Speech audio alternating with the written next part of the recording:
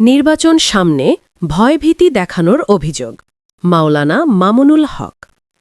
বাংলাদেশ খেলাফত মজলিসের আমির আল্লামা মামুনুল হক দাবি করেছেন, জাতীয় নির্বাচন ঘনিয়ে আসার সঙ্গে সঙ্গে দেশে একটি প্রভাবশালী মহল আবারও সন্ত্রাস ও আতঙ্কের পরিবেশ তৈরির চেষ্টা করছে।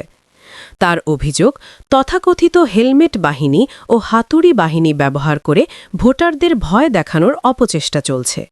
তিনি বলেন, নাগরকান্দা ও সালথা এলাকায় ভোটারদের উদ্দেশ্যে এমন হুমকি দেওয়া হচ্ছে যে নির্দিষ্ট প্রতীকে ভোট না দিলে নির্বাচনের পর তাদের ঘর থেকে বের হতে দেওয়া হবে না।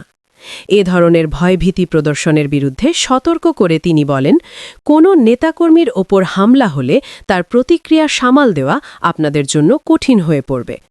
সোমবার ফরিদপুর ২ আসনে আয়োজিত জনসভায় প্রধান অতিথির বক্তব্যে এসব কথা বলেন তিনি। নগরকান্দা উপজেলা সদরের মহেন্দ্র নারায়ণ একাডেমি মাঠে সভাটি অনুষ্ঠিত হয়।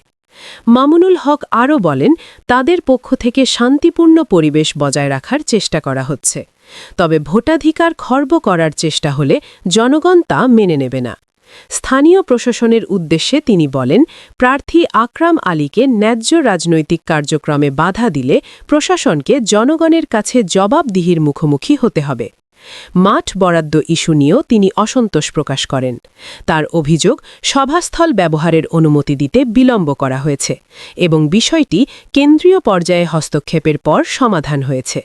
ভবিষ্যতে সমান সুযোগ নিশ্চিত না হলে দায় সংশ্লিষ্ট প্রশাসনকেই নিতে হবে বলেও তিনি সতর্ক করেন। নিয়মিত দেশ বিদেশের খবর পেতে আমাদের চ্যানেলটি সাবস্ক্রাইব করুন এবং সাথেই থাকুন। ধন্যবাদ।